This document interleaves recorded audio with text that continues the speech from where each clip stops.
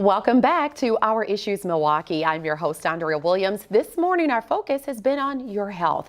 More than 5 million Americans are living with Alzheimer's disease, and it's the only cause of death in the top 10 in America that cannot be prevented, cured, or slowed. My next guest is Linda Braun. She's the development director for the Alzheimer's Association, Southeastern Wisconsin. Hi, Linda. Hi, thank you for having us Thank you for being here. And it's hard to imagine, but every 65 seconds, someone in the U.S. develops Alzheimer's disease. If you would, tell us about the Alzheimer's Association and how you help people who are diagnosed as well as their families. I'm happy to tell you about it because the Alzheimer's Association was founded with the interest in helping families who are dealing with Alzheimer's.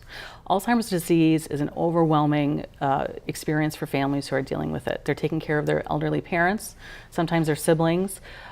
They lose productivity at work. It is something that impacts them in a major way. It can be very isolating.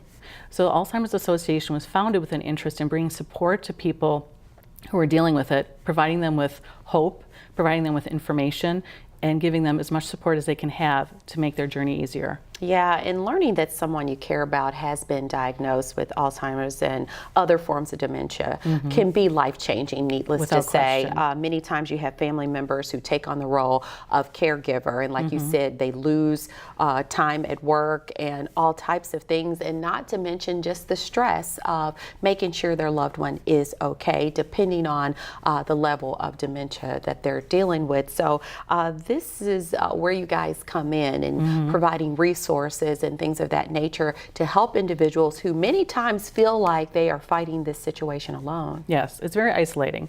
And part of that reason is because of the amount of time they spend taking care of their loved one. If you look at the difference between how people are taking care of a loved one who has Alzheimer's versus how an individual who's taking care of a loved one with a different disease, the tasks and the personal care they have to provide is much greater, and that gives them less time to have time with people who could otherwise support them, and it's very isolating. Because of that, we have support groups for every stage of Alzheimer's and their caregivers, as well as a lot of information on our website, alz.org, that will give them information that provides them with an understanding of what's coming in the future, different things they can do to make it an easier journey for themselves, and also an understanding of the research we are doing and how they can help us fight this terrible disease. Absolutely. This past week, there was a front page article in the Milwaukee Journal-Sentinel that focused on keeping your career versus caring for aging parents, which that's hard for a lot of people because point blank, a lot of people can't afford to say, am I going to do A or B? So they need to try to juggle both. But this was a very interesting article, being that it stated that there's a growing number of American workers who confront this dilemma every single day. And you even mentioned it, losing productivity at work and things of this nature. What advice would you have for someone who's stuck in a situation like that? Tap into resources. Go to alz.org. Learn more about what the disease will do. Do not feel the stigma that many do in asking for help from not only resources like ours, but family members and community members. The help is out there. There are people that have gone through the same experience as you have who know how to make it easier for you and to help you juggle that. Don't be afraid to ask for help. It's the number one thing we are here to tell people to do and to provide them with resources to do so. Yeah, and there's this thing when people start forgetting, they automatically think, oh, it's happening to me. But there really is a distinct difference between symptoms of Alzheimer's and someone that's dealing with regular memory loss from aging. So talk about that difference. There's a significant difference. And in fact, there's 10 specific signs that you may have an Alzheimer's diagnosis that you should go see your family physician. That is again available on our website. There's a very specific difference between normal memory loss and normal aging and a progression of Alzheimer's. What we often find is people on their own may not recognize it. They might have a fear of it. Family members may see it. They may see a little bit of this and a little bit of that. They may actually try and wash it away because they don't want to face it either. But what we find is very frequently after family members get together, siblings all of a sudden come together after the holidays, someone has a family dinner, and later they start talking about what mom's been doing. And together, their stories actually create a picture that leads them to go to the physician and see if there is an Alzheimer's diagnosis. Wow. So some of the signs and symptoms that one should look for: challenges in solving problems, memory loss that disrupts their daily life, Correct. Confusion with time or place, Yes. and then misplacing things and losing the ability to retrace your steps. Correct. But someone, in having a conversation about Alzheimer's before, gave me a great example that I thought that is really a good way of kind of recognizing the difference. They said if someone's trying to put clothing into the oven, Yes. thinking it's a dryer, Yes. then that's the type of forgetfulness Correct. or, It's the type of completely symptom. out of place, out Yeah. of logic, and in fact, you frequently hear about car keys in the refrigerator. For whatever reason, that comes up quite a bit. We will forget our car keys on a different counter. We don't often put them into the refrigerator. Someone suffering from Alzheimer's might do that.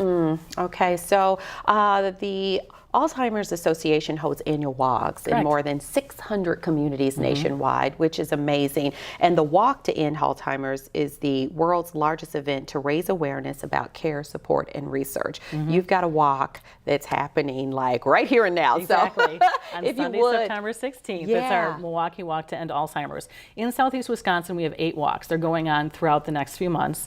But in Milwaukee's is our largest fundraiser in Southeast Wisconsin, in fact, in Wisconsin. It's our 25th year anniversary. It's very Wow. exciting. We've raised over $8 million in that amount of time. We will have almost 4,000 walkers this year. It's an extraordinary family-friendly event. And it's a family-friendly event because Alzheimer's impacts families. So you will see very small children, you'll see children in strollers, and you will see some people impacted by Alzheimer's. You'll see wheelchairs as well. There's an area for the children. We want it to be something where families can come together with other friends. We find that people connect at this experience. They find other people who are having similar experiences, but also it's an extraordinarily joyful day because they're raising money to try and help find a cure for this terrible disease, and they're doing it together. Absolutely. And so people are able to register on the day of the walk. They are welcome to come at 8 a.m. and register the day of the walk. Okay, it's happening at Henry Maier Festival Park. The ceremony begins at 9:30 and then your walk promptly at 10 a.m. Correct. And this is rain or shine, baby. Our Alzheimer's families know how to get through things that are tough. They're happy to do it in the rain. Of course, all the details are on your website Yes. at alz.org. But give us an idea of where some of those funds go. Oh, absolutely. There's primarily 3 areas. One, the primary area is care and support for families. The helpline I've just discussed, providing in-person consultations. We have a large program department that will personally meet with people who are fighting the disease themselves, their family members, giving them ways to cope. That's one area of support. The other is, of course, towards research, which is very important because we would like to find a cure. You can only do that through funding.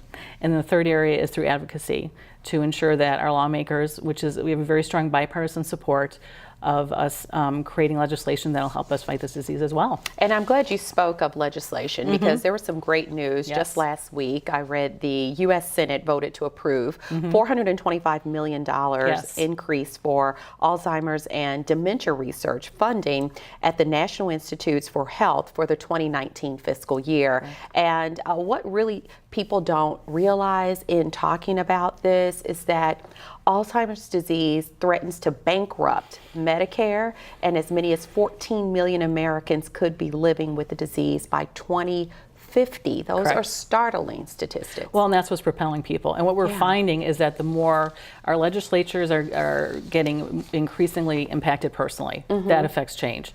Our healthcare providers are getting increasingly impacted personally. That affects change. We said every 65 seconds someone is diagnosed with Alzheimer's. Well, last year was every 66 seconds. It shows the increasing impact this is having on people personally, their families, and our economy. And that's where you can really create change and movement to make a difference. And that's what the Alzheimer's Association is here to do. Yeah, and that's why this walk is so important because you have people who are paying their registration fees, and that is all going towards really building the funds necessary to find a cure. Of course. And what's really interesting, and I find this very, I don't know the word to use. I think that it's heartwarming, I should say. On Walk Day, participants are going to receive a wristband for a Promise Garden flower. Correct. And each color actually represents someone's connection to the disease. So you've got blue, purple, and yellow flowers, and you're able to really understand at what level people have been affected by this disease. That's great. And there's one white flower. Okay. And the white flower represents our first survivor. It's hope. We don't have a survivor yet for Alzheimer's, but we know we will one day with the support that's created through these walks. Yeah. So we always have one white flower each walk, but only one. It only comes out that one day. Yeah, and the thing is when we talk about all of the health issues that people face on a daily basis, including Alzheimer's and dementia, Correct. Really there is no discrimination. It affects people of all backgrounds, all colors, whatever the case. Yes. And you were talking to me before the show, really breaking it down on how different people within the community are affected. Tell us more. It's overwhelming to consider that, of course, the white population is affected, but African Americans are affected at an increasing rate. The Hispanic population is affected at an increasing rate. And people who age through Down syndrome at a certain age, they have a very high probability because of what creates Down syndrome to also contract Alzheimer's. And what's critical is that in some of these different groups and communities, there's increasing stigma with the disease. So we find that some populations are less willing to reach out for help. So the impact is greater for them. And that's something we want to change. We want to talk about why this disease has to be taken care of, why we want to support what we're doing, and how we can help families of every community to get them what they need. Yeah, absolutely. And looking at just some of the things that you've told us about thus far that you provide to individuals, tell us a little bit more about what someone can expect when they call or come to your organization. Absolutely. And in fact, we talk a lot about early detection of disease. Yeah. We talk a lot about early outreach, because the sooner a family comes to us and says, we are going to experience this, we have a diagnosis right now, the quicker we can get them resources that will help them. And that will include an idea of what's going to happen in the days to come, in the months to come, in the years to come. The last thing we want to have happen, but what happens very frequently, is we will get a call in crisis. It's very often a caregiver who's reached their limit. They've been taking care of their family member for a long time. They're exhausted physically and emotionally, and they need extreme help. We would prefer to talk to people early because it's less likely they will get to that point. Yeah. They know they're not alone. They know what they can do to make their life easier. They know what they can do to make their caregiving easier. Well, thank you so much for coming by and sharing this important information with us today. Yes. It's been a pleasure. Linda Braun is the Development Director for the Alzheimer's Association, Southeastern Wisconsin. Again, their 2018 Walk to End Alzheimer's is Sunday, September 16th at Henry Maier Festival Park. Registration's at 8 a.m. The walk begins at 10. Go to alz.org for more information. That's going to do it for today's show. I'm your host, Andrea Williams. As always, I thank you for watching, and I do hope you join us again next week as we take another look at our issues in Milwaukee. Have a great day.